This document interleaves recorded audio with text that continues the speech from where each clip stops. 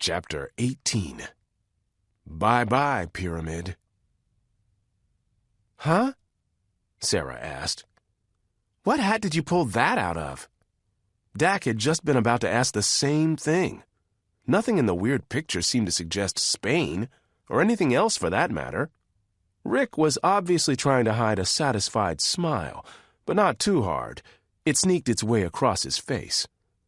They gave us something easy to start with. I could have done this one after just a couple of lessons. Lessons in what?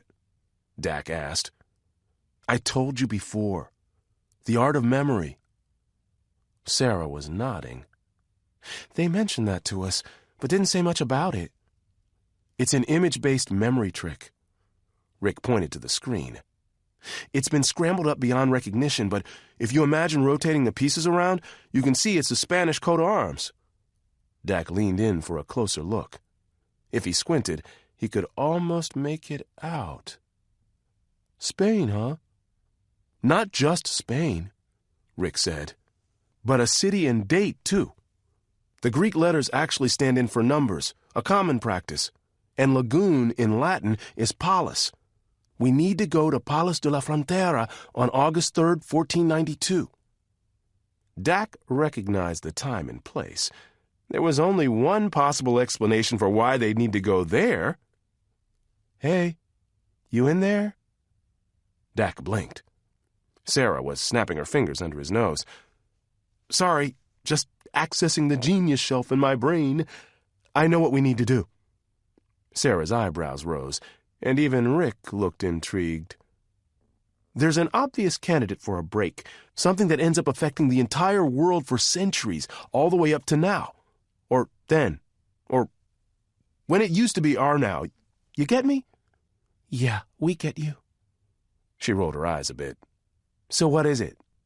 That's where the ships leave that'll eventually discover the Americas. The Nina, the Pinta, and the Santa Maria. The voyage of the Amancio brothers. Good. Let's get there. Then we can see what else the square has for us, Sera said. Works for me, Rick said. Dak felt like leaping in the air and kicking his feet together. He was so excited.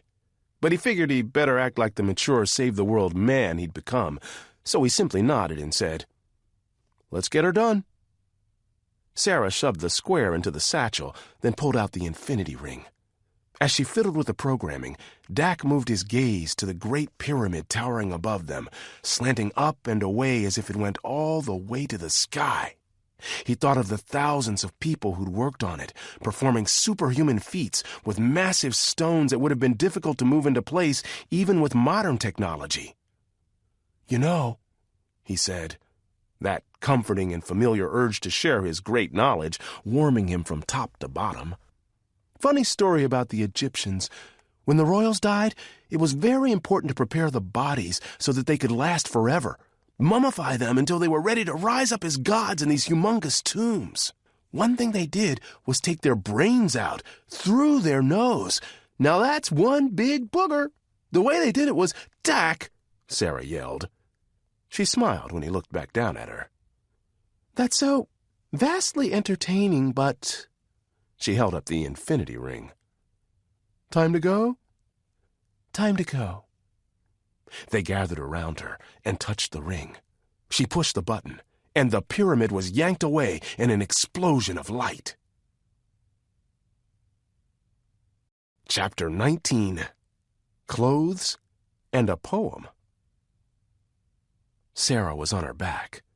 She opened her eyes to see a perfect blue sky, only a few wisps of clouds flecked across its surface. A warm breeze blew up and over her body, along with the sounds of crashing waves. She sat up to see a stunningly beautiful ocean, the water blue and dark and choppy with whitecaps, several old-timey sailing vessels out on the horizon. Wow, she said, gripping the cool metal of the infinity ring in her lap. That's awesome. The waves are a lot bigger here than at the beach where we go with your mom and dad. That's because we go to a bay, Dak answered from her left. He sounded bitter, and she wondered if mentioning his parents had been a bad idea. Yeah, I know. Sorry. She slipped the ring back into the satchel. Rick was sitting cross-legged to her right. "Did everything come through okay? The square? The ring?" Sera pulled out the square and inspected it. "They look fine." He gave a satisfied nod, then turned to look behind them. Sera did so as well. Several small wooden buildings sat a few hundred feet away, and behind them, an entire village.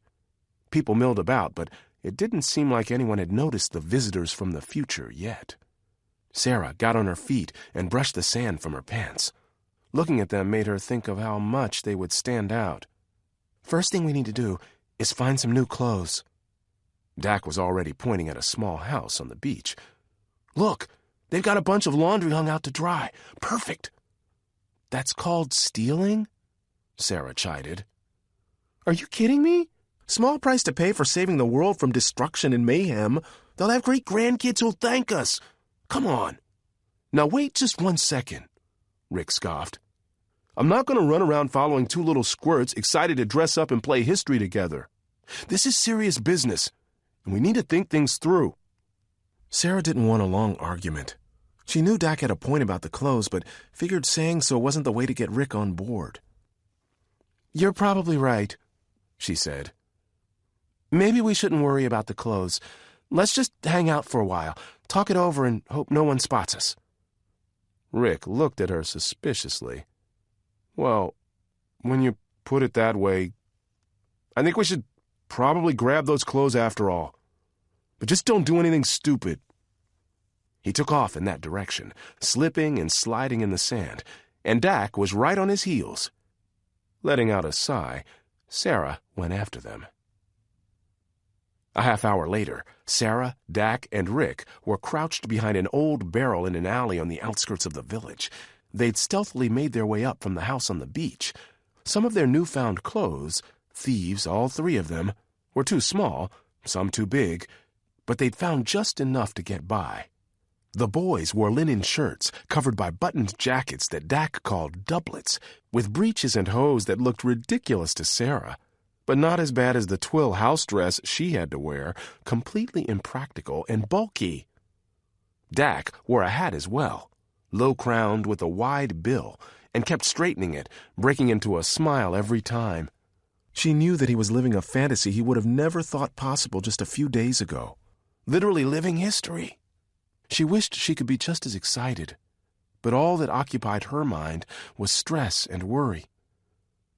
"Time to check the square for a hint, don't you think?"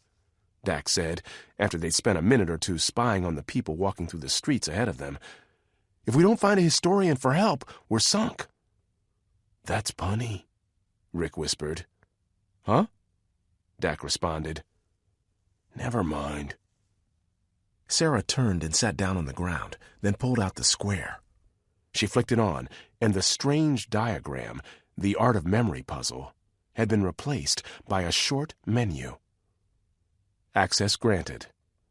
The first break, menu. Daily Journal of Activity. Historian's Guide. Identify break. Locate a historian. Proceed to second break. "Seems simple enough," Sera said. "Dak, you're the history nerd in this group, so you'll be in charge of keeping the journal. Just think, if we make all of this happen, you'll be one of the most famous historians ever." Instead of coming back with a smart-aleck remark, he smiled pridefully. "That sounds like a job I can handle. But it makes me a little sad to think we're changing the thing I love so much. We'll just be making it better, right?" Dak nodded, though he didn't appear so sure. Sera tapped the screen and frowned. "Wait. Something's wrong." "What is it?" Rick asked. Dak seemed to be daydreaming about his potential role in history. "I clicked on the Identify Break option, and look what happened." "Data corrupted. Return to previous menu?"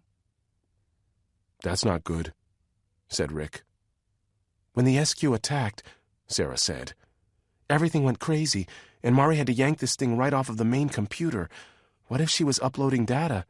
And what if the upload was incomplete?" "Then we might be in trouble," said Rick. "Relax," said Dak. "We know it's got to have something to do with the Amancios. We can work it out." "Try something else," suggested Rick. Sera went back to the menu and tapped on Locate a Historian, as Dak and Rick leaned in to see over her shoulder. A short message appeared, and Sera let out a sigh of relief. "If you've solved the puzzle to arrive here, in both time and place, the following riddle will help you find the person you need. If you've made a mistake and have gone somewhere else, then you are royally bunked. Good luck." Sera had just finished reading it when the words faded away and were replaced with a poem. "A wee little bee flies through the sky. It stings your nose and makes you cry. And run on a road till it comes to a T. Looks out at the bright and brilliant sea. It's her, you scream, the way it ends. That's how you must find your friend." Sera said. The other two made similar sounds as they all stared at the 6 lines of the poem. Dak even went so far as to scratch his chin, purse his lips, and widen his eyes. He looked like a mad scientist. "Any ideas?" Rick asked.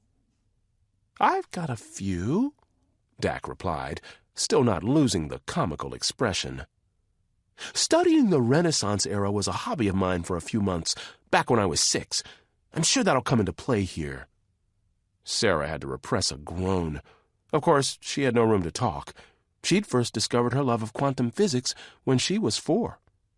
She'd also been raised speaking Spanish at home, but she was worried about Dak's ability to interact with the local historian when the time came. "What do we do about these translation devices in our mouths and ears?"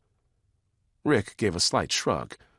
"Well, it would have been nice to train you on them for a while, but they're not that hard. They're linked together by radio frequency, and the earpiece can judge almost instantly what language it's hearing. It'll translate for you automatically and trigger the tooth device to alter your words as they come out of your mouth, which means that in each new setting, you want to let someone else speak before you do. The speaking part's a little tricky. It takes some practice to know how slowly to speak and when to pause, that sort of thing. But the translation of what others are saying, that works like a charm. Maybe let me do the talking as much as possible until you get the hang." "Well, hello!" Someone barked from behind them, cutting Rick off. Sera turned her head to see an enormous man with a dark beard. He held a long iron bar in one fist, bouncing it in the palm of his other hand. Sera's heart froze. The giant took a few steps forward, then leaned down to sneer at them. "I never thought I'd see it," he said with creepy awe. "Visitors from the future." Chapter 20. One-Sided Conversation. Dak jumped to his feet, dragging Sera to hers as well. Rick stood right beside them as the man took another step closer. He could now reach them if he decided to swing that big iron rod in his hands, and probably not for just a love tap either. "Who are you?" Rick asked. "Who am I?" the man responded gruffly. His lips didn't move in sync with the words Dak was hearing, which meant the translator device was actually working. Even in the face of certain death by a barbarian, that was pretty cool. "3 little urchins show up in the streets of my town, dressed in ill-fitting clothes, looking as out of place as an anvil in a cooper's shop, and you ask who I am?" There was a long moment of silence before Sera said, timidly, "Yes?" The man let one end of his rod fall to the ground, and he leaned on it like a cane. Then he laughed, a deep bellow of a noise that almost made Dak look up to see if it was going to rain. "We can explain everything," Sera said. "It's not what you think." "Not what I think?" the man roared. "I just said you were from the future and you didn't bat an eye or protest. That's something you think people go around talking about?" Dak reached out and pulled on Sera's hair. Talking to this guy was craziness. They needed to run. She looked at him sharply, then returned her glare to the stranger. "I'll tell you who I am," he said. "I was trained by my father, who was trained by his mother, who was trained by her father, who was trained by his mother.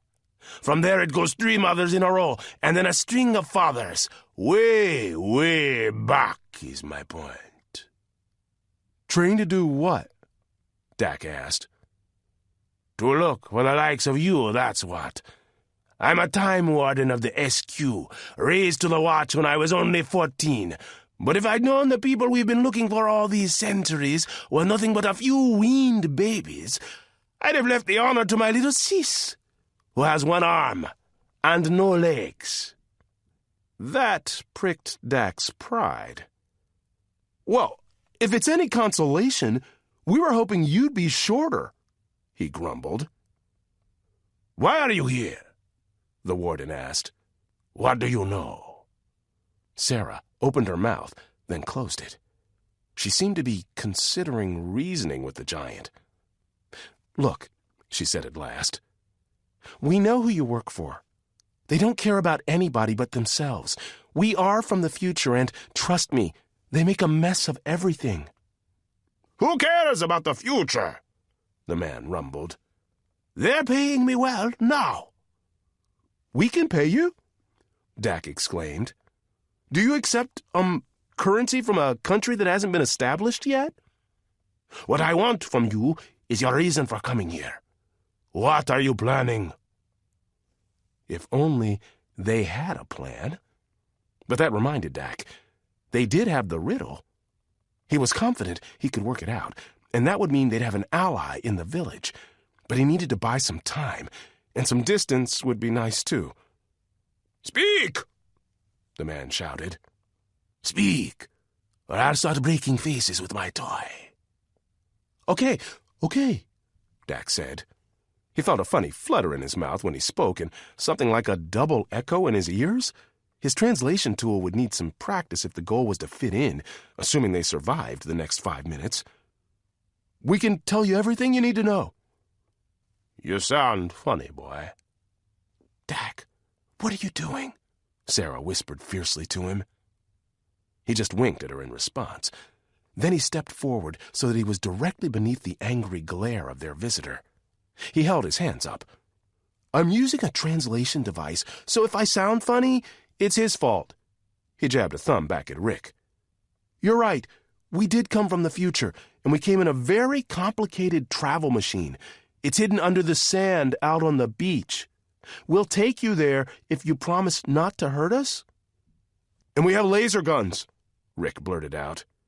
Touch us, and we'll zap you to death. Dak spun to give him a hard glare. Yeah, those. Very dangerous. He turned back to the Time Warden. So, the time machine's that way. The man's face hadn't so much as twitched during the exchange. Time machine? Laser guns? What is this nonsense? We're from the future, Dak responded. What do you think we did? Snapped our fingers and poof? Time is a river. We came in a boat. It's that way. When the man finally let down his guard and turned to look in the direction Dak had indicated, Dak went for it. He lurched forward and slammed his shoulder into the Time Warden's side, knocking him off balance as the iron bar rattled to the ground. Then Dak pushed him again, and the man toppled over. As the warden roared in rage and scrambled to get up, Dak grabbed Sera and Rick by the hands and yanked them in the opposite direction. Without looking back, the three of them sprinted away and around the nearest corner into the busy streets of Palos de la Frontera. Chapter 21. A Pile of Boxes. Sera could hear the shouts of the Time Warden behind them like the rumble of thunder as they ran, causing all the people bustling about to stop and stare at the commotion. Sera and the others pushed and dodged and zigzagged their way through the crowd. There were men and women, many of them carrying baskets or sacks, carts and animals, children chasing one another, sellers hawking their wares. She kept one eye on Dak, hoping he had some kind of plan besides "run" in that precious brain of his. They passed a shop with cuts of meats displayed in the windows and approached a tavern where a large group of people had just exited, filling the street. They'd just started shoving their way into the mass of people when Rick was suddenly lifted off his feet and backward. He shrieked in surprise, and Sera spun to see what had happened. The huge bearded man had caught up to them, had grabbed Rick by the back collar. He slammed the teenager to the ground and lifted a fist to punch him. Sera snapped. She screamed and jumped on the man, wrapping one arm around his neck. He threw her off and into a pack of people. They broke her fall, put her back on her feet. She looked just in time to see Rick, still on his back, kick out with a foot, slamming the man in the shin. A roar escaped his lips.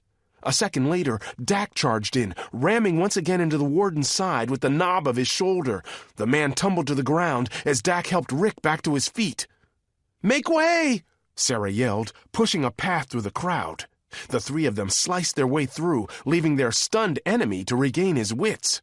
They broke free from the throng and picked up speed once they were in the open. Angry shouts from the Time Warden rose up behind them as Dak took the lead again.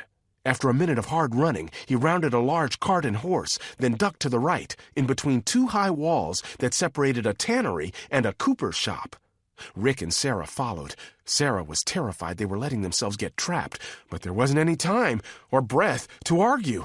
They reached the end of the long, narrow alley and entered a back street bordered by a filthy stream.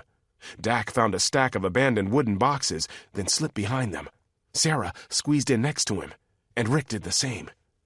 No one said a word, all of them trying desperately to quiet their heavy breathing. The Time Warden couldn't have been too far behind, so if he'd noticed where they'd gone, he'd be on them within a minute. 2 passed. 3, 4 or 5. As the time stretched on, a calmness settled over Sera. Maybe they were safe. Maybe they'd lost him. "We did it," she whispered. Dak gave her a worried smile. "Yeah, but now we know he'll be looking for us. It really stinks that we can't walk around the village and enjoy the sights a little." She blinked at him. "Are you serious? That's your biggest concern right now? Hey, we might see my parents, too. You said they'd be drawn to the breaks. What if they're here?" Rick cut in. "Our biggest worry is solving that riddle and finding a historian. If we can't do that, what does it matter?" "Well," Dak said, "who's got an idea?" "I think we should go to the local beekeeper," Rick offered. "Seems pretty obvious to me." "The beekeeper?" Dak scoffed. Then he was off. Okay. Sometimes it pains me to have to explain such obvious stuff to people, but at least you were smart enough to know that beekeeping was a big deal in these days. Without the development of sugarcane, they needed the honey. Plus, the beeswax was vital for the candle-making industry. "Right," Rick said, his voice full of annoyance. "I figured as much. So why are you talking to me like I'm an idiot?" Dak looked flabbergasted. "Because, hello, towns and cities didn't have beekeepers? That was all done in the abbeys and monasteries, nowhere near a place like this? Good grief." "Well, aren't I just the dumbest person who ever lived?" Rick asked. "Do you really want me to answer?" Dak said. "You guys, seriously," said Sera. "For the love of mince—" Just then, something clicked, like a lock falling into place inside Sera's mind. The words of the poem clarified in her thoughts. "Don't worry," she said, trying to hide the rush of excitement. "I got it. I know the answer." "What?" Dak asked. "You do? How? Who is it? Where?" Sera grinned. "Our historian is a butcher." The poem had no real meaning. It had just been trying to spell out a word. B in the first line, U in the second, then T and C, B-U-T-C, and finally it said that it ended with her. Butcher. It took a while to explain, but in the end, Sera just hushed their questions. If she was wrong, they'd keep looking. For now, their problem was making it to the butcher without being spotted by the Time Warden. "I'll take the lead this time," she said. She realized she was clutching the satchel at her side in a tight fist, as if someone might snatch it away if she didn't. "You two keep a lookout while I decide which way we should go." "Okay," Dak whispered back. "But if you get us killed, I'm going to kill you." "Deal." She poked her head out. and peered around. Down the little lane there were a few kids throwing garbage into the stream, but no one else was in sight. She remembered that the butcher shop was right next to the tavern and inn they'd seen, and if her sense of direction was right, they could make it most of the way there without returning to the main thoroughfare. She slipped out of their hiding spot and started running, crouching down as she did so. She could hear the soft footsteps of her friends behind her. She came to another alley that led back to the main street. Coming to a stop with her shoulder pressed against the rough wood, she slowly leaned forward and took a peek. Other than people going this way and that on the far side, she saw nothing but a couple of stray chickens pecking at old bread. "All clear," she whispered, before taking off again. They repeated that process 3 more times before coming to the end of the lane. They had no choice now but to walk through the alley to their right and enter the main thoroughfare of the village again. Sera's heart picked up just at the thought of it. The time warden was probably roaming the street, bouncing his menacing iron rod on his open palm. She took a step into the alley when Dak grabbed her by the arm. "What do we do if he sees us?" he asked. "We can't run to the butcher and give the historian away." "In that case, we'll have to split up," Rick suggested. "He can't follow all of us." Sera shook her head. "I'd rather blow the historian's cover than get separated. We don't split up for anything, and we don't leave anyone behind. Now let's go." She jogged lightly down the alleyway and slowed when she approached the end, glancing quickly over her shoulder to make sure Dak and Rick followed close behind. The noises of the main road rose to a pitch, laughter and horses' hooves clopping on the cobblestone and sellers yelling for potential customers. She was just about to peek around the corner when the huge body of the time warden suddenly filled her vision, his chest at her eyes and his face towering above. "Well," he bellowed, "I knew the rats would come out soon." There was a loud thumping sound as his head jerked forward, his eyes rolled upward, and then he collapsed into a heap on the ground. A woman with long brown hair stood directly behind him, a large wooden club gripped in both of her hands. She wore a white apron with bloodstains all over it. Her chest lurched with heavy breaths. "I knew something was up when I saw this log chasing people," she said. "You're the butcher?" Dak asked, the surprise evident in his voice. The woman held the club out in front of her as if inspecting it. "Never leave home without one of these. It can knock out people just as well as cows." She returned her gaze to Sera and the others. "Yes, I'm the butcher. But more importantly for the likes of you, I'm the local historian. My name is Gloria." Chapter 22. A Sharp Pair of Scissors.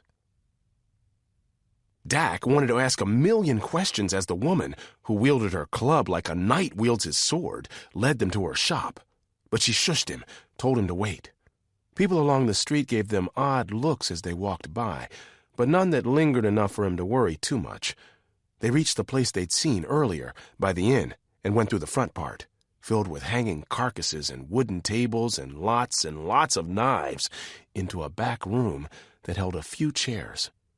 Gloria motioned for them to have a seat, and then she took one herself after hanging her bloody apron on a hook.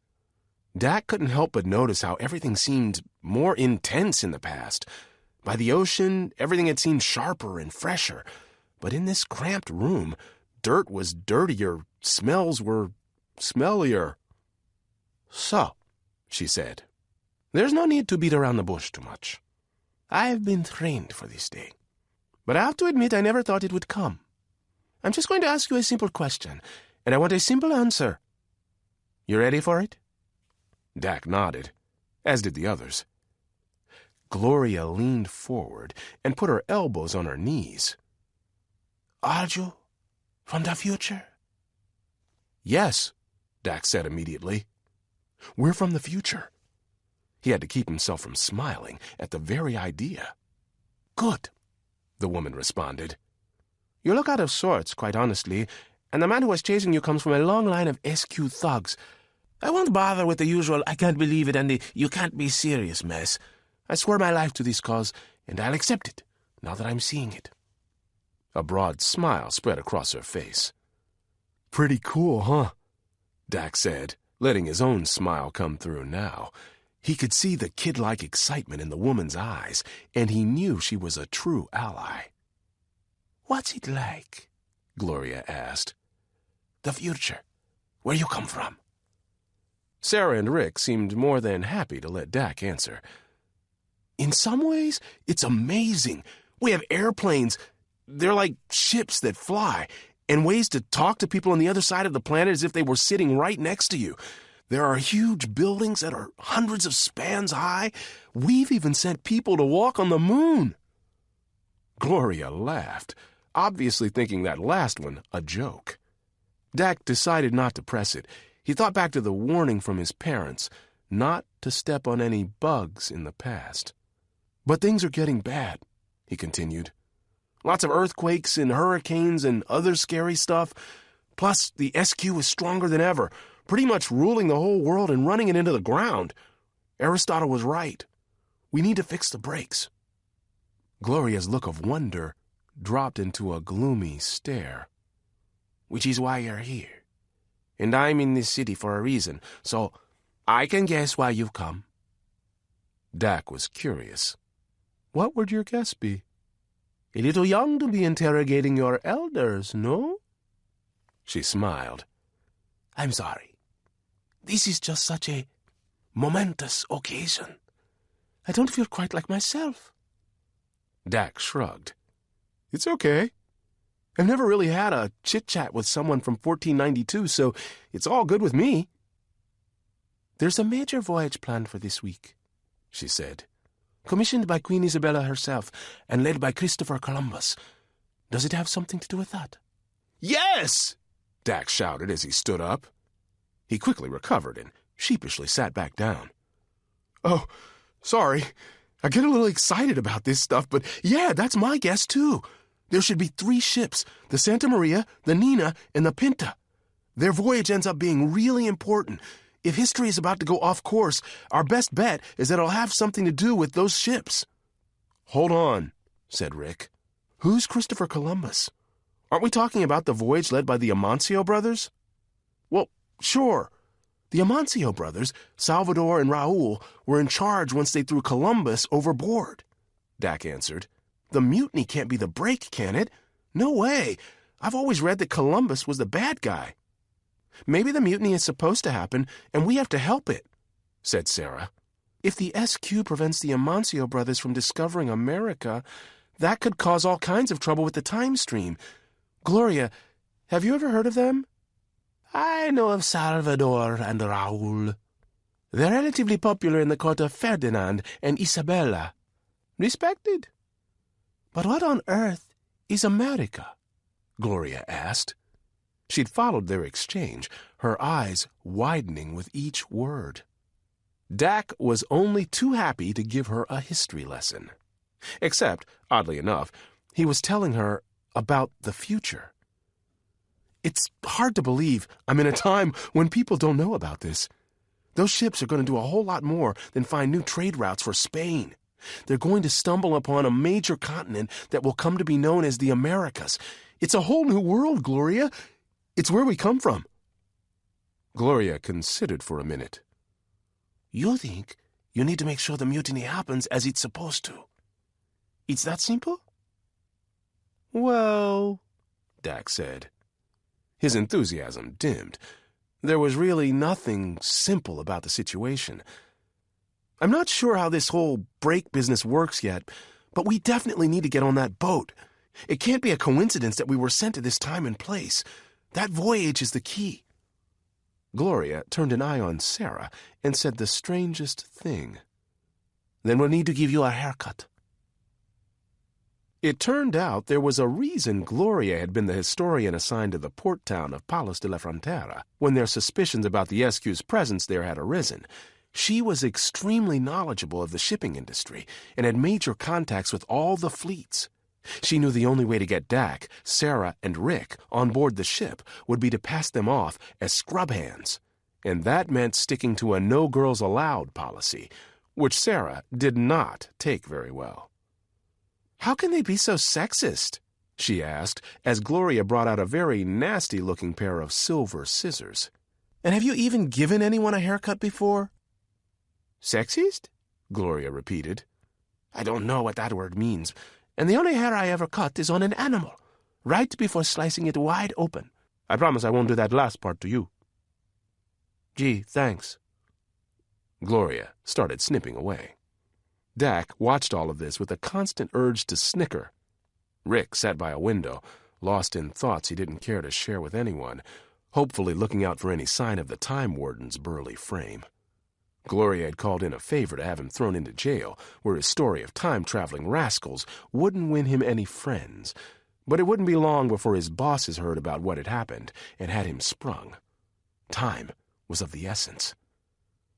Dak was still confused by the break business. We're here to change history, right? Maybe we could try to talk to the Amancios somehow before the voyage. Not much chance of that, Gloria answered, as she cut free a big handful of Sera's hair. First of all, how would you get to them? Second, even if you did, why would they trust some goofy-looking kid? Mutiny is a very serious offense, and the last thing you want to do is scare them into changing their minds unless you're positive of what needs to happen. You might be doing the SQ's dirty work for them. Dak churned with indecision. Ow! Sera suddenly shrieked. Oops, Gloria responded. Sorry, sometimes I forget how long these blades are. So how are you going to get us on the ship? Dak asked. The historian eyed him for a second, then went back to her cutting. I know the man in charge of hiring urchins and thieves to do the dirty work. They always need people at the last minute, and a catch of 3 strong and able boys will make his day. I promise. I'm hardly a boy, said Rick. You're more of a boy than I am, said Sera. Strong and able? Asked Dak. For the first time since they'd met her, Gloria looked worried. Chapter 23. Behind the Bandana. The sun was sweltering when Gloria took Sera and the others out a back door and saddled a couple of horses she had tied up in a small stable. She'd prepared satchels with bread and grapes and dressed them in clothes she said belonged to her nephew. She also smudged dirt from a little garden all over their faces and clothes. Dak smiled the whole time, crowing about living history. Rick grumbled and complained about going native. Gloria tisked at his complaints. She insisted that they needed to look a lot less like nobles and fast. It was customary that hired hands spent the night before launch on the ship itself, so they had no time to lose. Sera was a nervous wreck, and it didn't help that she hated what Gloria had done to her. Dirt was one thing, but she felt completely naked without that comforting sense of hair on her neck. She still had enough to wear a ponytail, but just barely. Fortunately, men of the period didn't wear their hair too short. Hey, you make a pretty convincing boy, Rick said to her after she was all dirtied up. He smiled to soften the blow. You don't, she replied, but gave a smile back. Dak finally joined Gloria on one horse, after 3 failed attempts to get up in the saddle and a whole lot of complaining that the bicycle hadn't been invented yet, and Sera sat with Rick on the other. He tried to sit in front, but she refused. It was already humiliating enough for her to pretend to be a boy. She'd at least have the satisfaction of taking lead on the stupid animal. Why was she in such a bad mood? Just because of a haircut? She tried to convince herself it wasn't because Dak was raring to go for a sailing adventure with the famous Amancio brothers, and didn't seem scared one bit. Once they were all mounted up, Gloria turned her horse to face Sera's. I know an out-of-the-way path that'll get us to the porthouse where we should find my friend, Stonebull. I'm not expecting any trouble, but if we cross paths with that Time Warden or any of his friends, there'd be no point in fighting. These horses are swift, and we'll have to rely on their legs to save us. If we can reach Stonebull, we'll tell him that the Warden is just someone you stole food from and who wants revenge. He won't care a bit about that. He'll simply be happy to have a few extra hands to replace those who inevitably chicken out on the last day. We'll be lucky if Dak doesn't chicken out, Rick murmured from behind Sera. Dak heard it. We'll be lucky if they don't have the ugly police inspecting anyone who tries to come on the ship." "Why?" Rick responded. "Then you'd have an excuse not to go." Dak didn't miss a beat. "Yeah, I know. They only allow ugly people on these voyages. Duh." "Are you two finished?" Gloria asked. The woman seemed completely bewildered by their behavior. Neither of them acknowledged her, but they also shut up. Sera liked that the two of them had resumed picking at each other. For some reason, it gave her a sense of comfort and familiarity, and she was starting to think Rick wasn't so bad after all. Anyone who could keep up with Dak just might be a friend for life. "Glad that's settled. It's this way." Gloria started off down a path leading to the woods behind her butcher shop. Sera gave her horse a light kick and followed. As they rode through the trees, Sera kept hearing tidbits of conversation from Dak and Gloria about history, Gloria's future. For the most part, it amused Sera, but she was a bit appalled when Gloria turned to her and asked, "Is he telling the truth? The world travels around the sun?" How could anyone actually think the Earth was stationary? They obviously knew nothing about gravity and centrifugal force. They eventually left the woods and went up a long, sandy hill, then crested a rise and stopped when a stunningly beautiful bay came into sight below them. Sera almost gasped at how breathtaking a view it was. Greenish-blue water, bright buildings lining the hillsides surrounding it, majestic ships with sails furled, floating in the harbor. No one said anything, but a quick look around showed Sera that the boys were just as impressed. "We'll be at Stone Bull's in a matter of minutes," Gloria announced, as she got her horse walking again.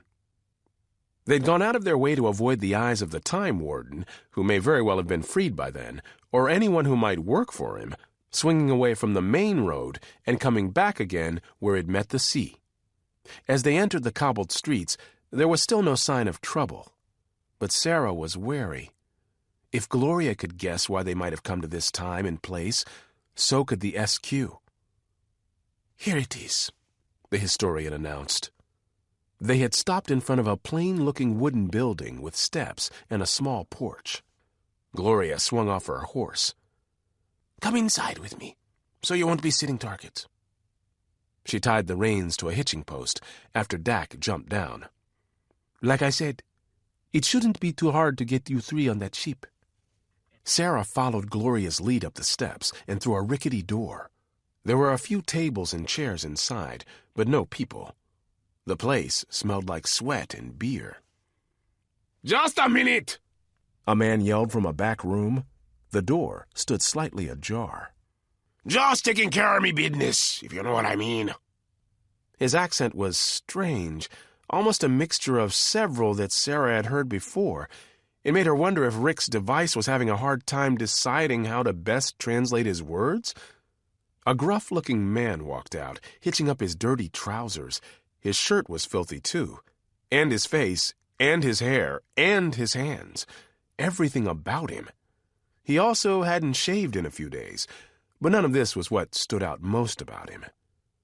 He only had one eye, and it was a big one, as if it wanted to make up for the lack of its partner. Where the other should have been, there was nothing but a big, mangled scar. He had a bandana tied around his head and, noticing everyone gawking, he quickly pulled it down to cover the injured spot. "Sorry," he grumbled. "Forgets that it ain't the prettiest sight sometimes. Pardon me mishap, if you will. Now, what can we do for you on this fine weathered day?" "Where is Stonebull?" Gloria asked. "Down at the bay, I expect. Keeping an eye on the ships loading. Asked me to fill in for him for a spell, so here I am, looking at you fine folk, asking what you might be needing." If Gloria was put out by the change in plan, she recovered quickly, motioning at Sera and her friends. "I rounded these troublemakers up for you. They're desperate for money, and I know you're probably looking for some last-minute additions to the help." "Right we are," he said quietly, as he looked the three potential workers up and down. "Right we are. Can't say as we're all that picky, neither. You three willing to work yourselves to the bone? Sleep little, sit little, eat little, sick up that what you do? Get yelled at and kicked in the tush now and then?" Sera wanted to say something contrary, but she couldn't risk her voice giving her away.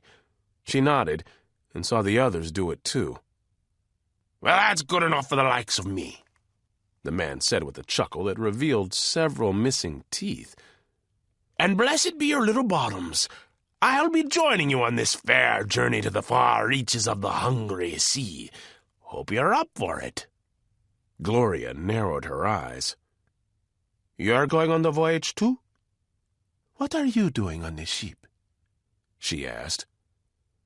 "Why, I'm the taskmaster, that's me. In charge of all the lowly working folk. The name's not important." He took a step forward and pulled up his bandana to reveal the hideous scar again. "They just call me Eyeball." Chapter 24. Up the Gangplank.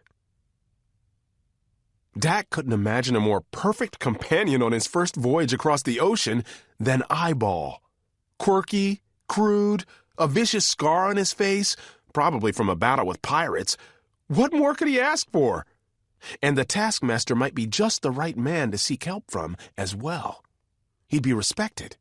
He'd know everyone on board and the ins and outs of how things worked.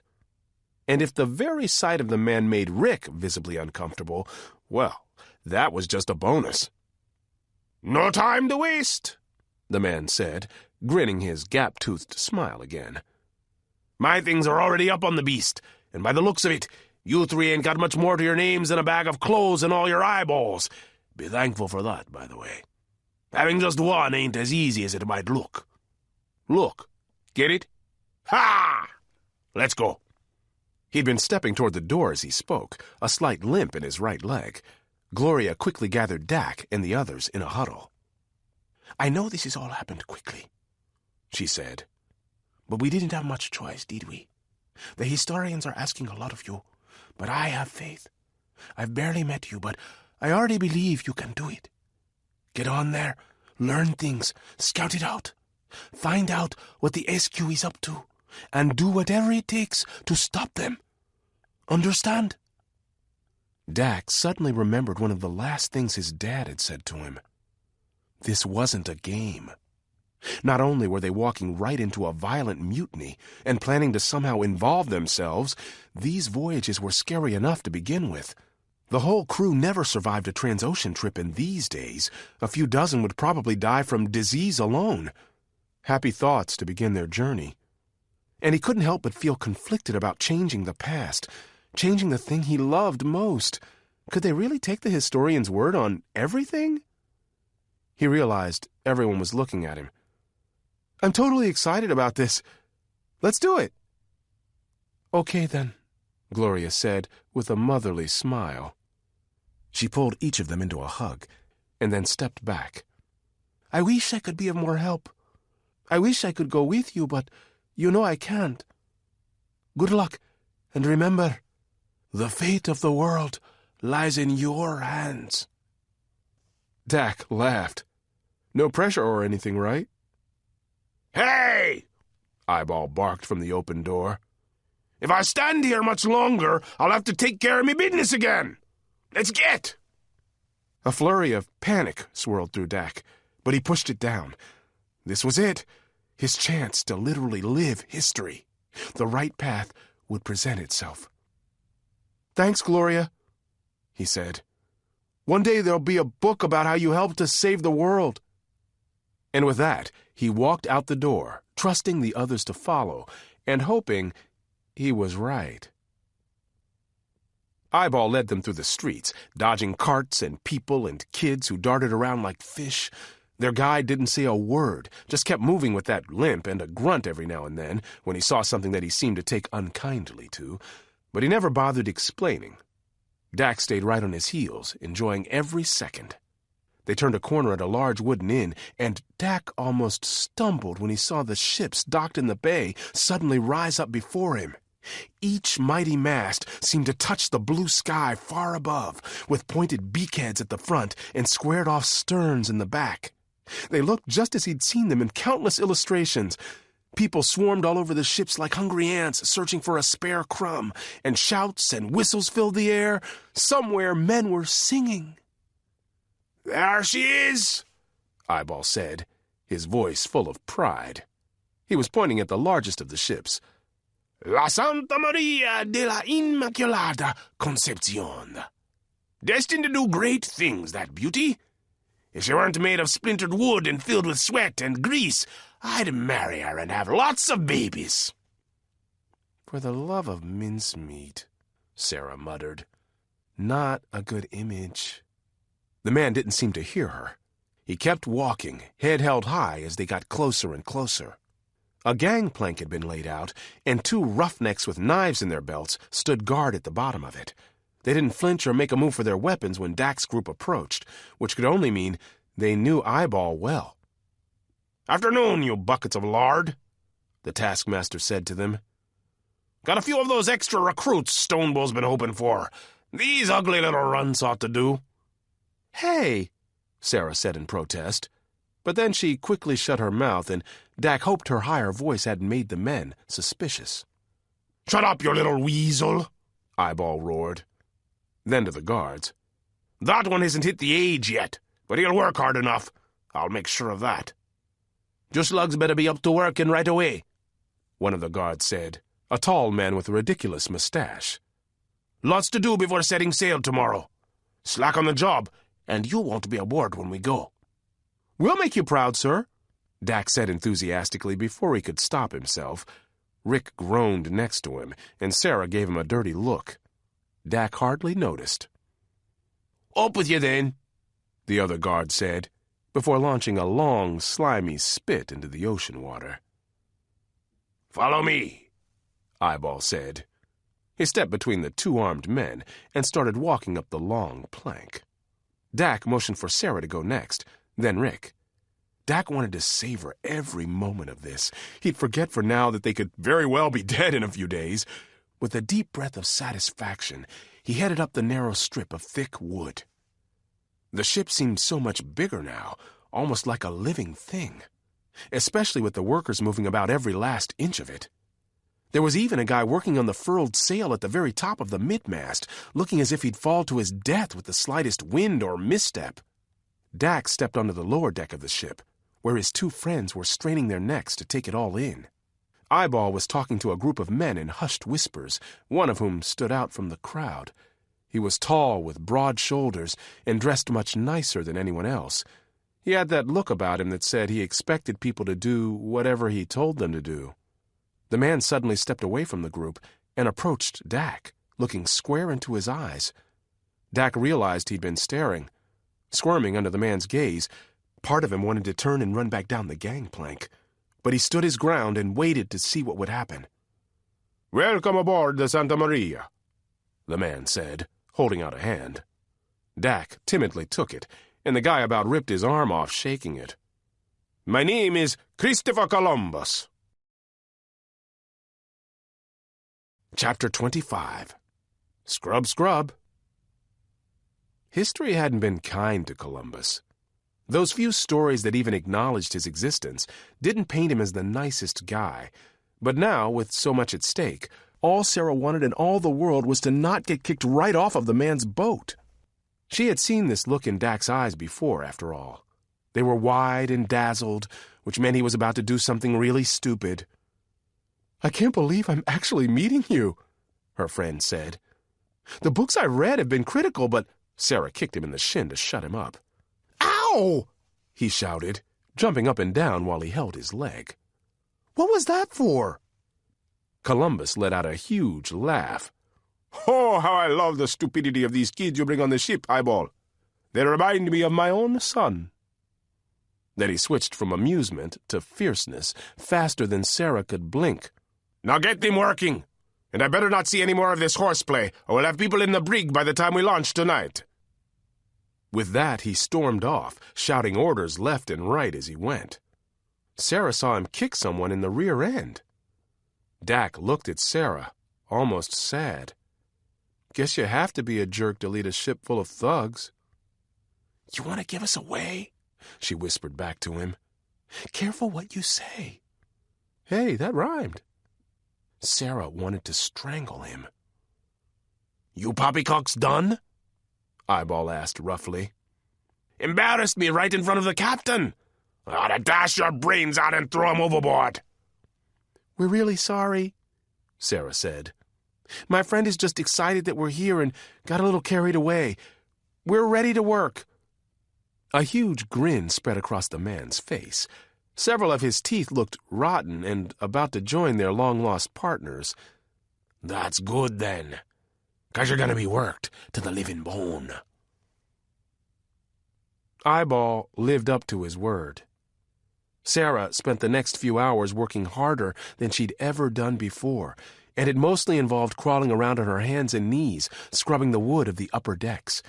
Every last muscle in her body ached. Dak was helping her, and Rick was behind them spreading out pitch, a black, tar-like substance that sealed the wood and protected it from water. Despite having the easiest job, Rick complained the most.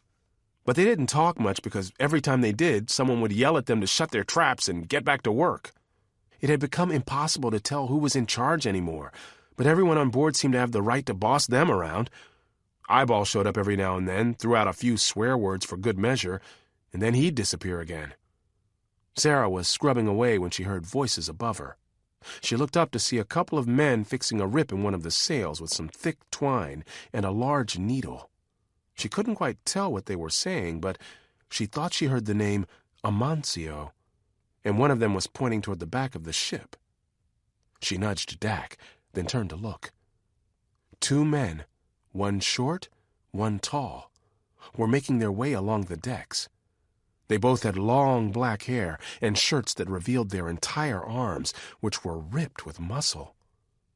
"Those are the Amancio brothers," she whispered. "You're right," he said back. "I've seen paintings, and that's definitely them. The tall one is Salvador, the shorter one, Raul."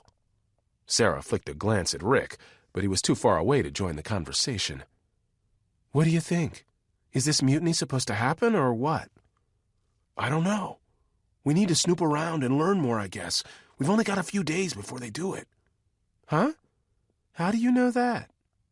He gave her his special look that said, "How can you possibly doubt my infinite wisdom?" "Slacking on the job, are we?"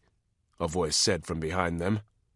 Sera spun to see that the Amancios had stopped directly in front of them. The taller one, Salvador, leaned over and put his hands on his knees. "So you're the ones old Eyeball brought in for us today, eh?" he asked. The man smiled, and he looked way too kind for someone about to throw the captain overboard. "Well, work hard, and you'll do great things here." He straightened, and then his brother Raul spoke. "Great things indeed. You're going to be a part of history, boys. Is this your first voyage?" Sera and Dak, both a little starstruck, only nodded. Raul looked out at the distant sea, where the sun was almost ready to dip below the horizon. "Ah, there's nothing more invigorating than the open sea. You peeps are gonna love it." The two of them marched off, stopping to talk to each worker they passed. Sera looked at Dak and raised her eyebrows. "Did we just get a pep talk?" "I kind of like them," he said, then got back to work. Sera did the same, her shoulders aching with every push and pull of the brush. They worked into the evening, right through the launch of the ship, which Dak was devastated to miss. But Eyeball had a talent for showing up every time Dak attempted to sneak off to the ship's railing. He was still grumbling about it an hour later as they scrubbed by the light of lanterns. They'd finished most of the area they'd been assigned when Eyeball appeared again, seemingly out of nowhere.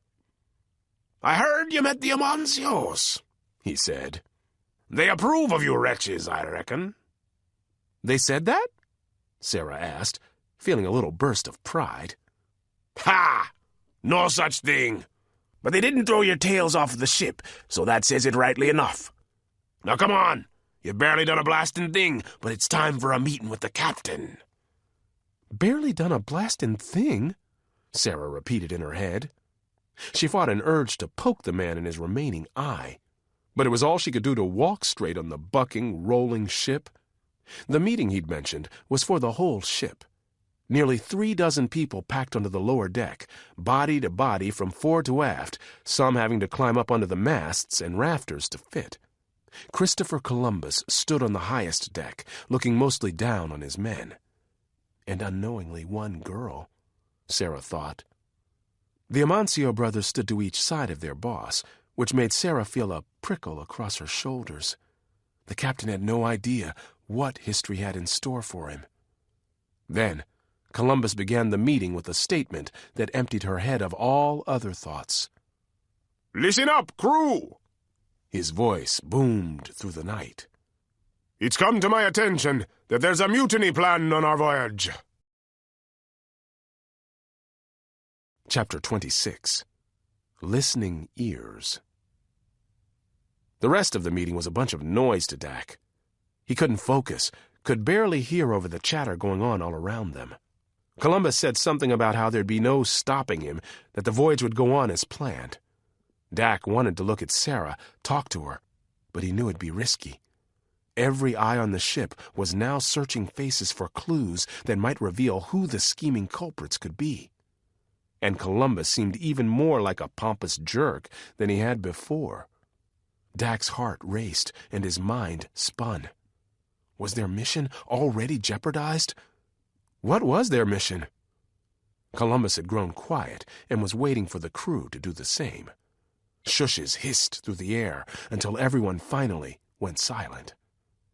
Their captain leaned forward, his face grave in the lantern glow. "There'll be no mercy, no quarter. Anyone who plots against me will be thrown overboard. Anyone who reveals those who plot against me will have their pay doubled.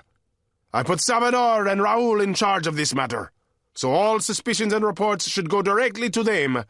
For now, we will get our rest. You're dismissed."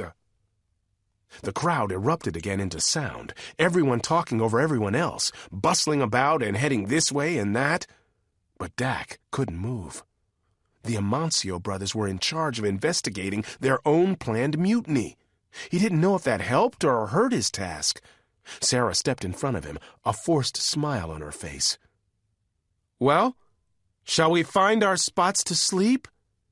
She said it loudly, with a piercing look in her eyes that said he needed to snap out of his stupor. Now was not the time to look out of place. Someone would suspect them. He shook his head to get the cobwebs out, and then nodded. Yeah, we better." Eyeball appeared then, having pushed his way through the crowd, barking orders as he went. When he saw Dak and Sera, his eyebrow arched above his lonely namesake. "You two looking a mite tired, I'd say. Better rest up before the sun pops her head over the horizon and says boo. Gonna work you to the bone again. You'll see." "Where do we sleep?" Sera asked. "Nobody's shown us our room." Eyeball exploded in a fit of booming laughter. Your room! Your room!" He paused for another round of guffaws. "You'll be sleeping on the splintery floor with a dozen other louses like yourself. Now get below decks before I change me mind and make it the floor of the sea." Dak and Sera rushed off, rejoining Rick and following a small crowd of others who looked as pathetic as they. Down the ladders they went, into the stinky bowels of the ship. As they descended, Dak noticed that Salvador and Raul had come along, not far behind, then broken off to go somewhere else. Before Dak could think about the danger, he grabbed Sera and Rick by the hands and led them in the direction the brothers had gone. "What's our plan?" asked Rick in a low voice. "I don't know," whispered Dak. "But they're probably going to talk about what just happened, right? Maybe we can listen in.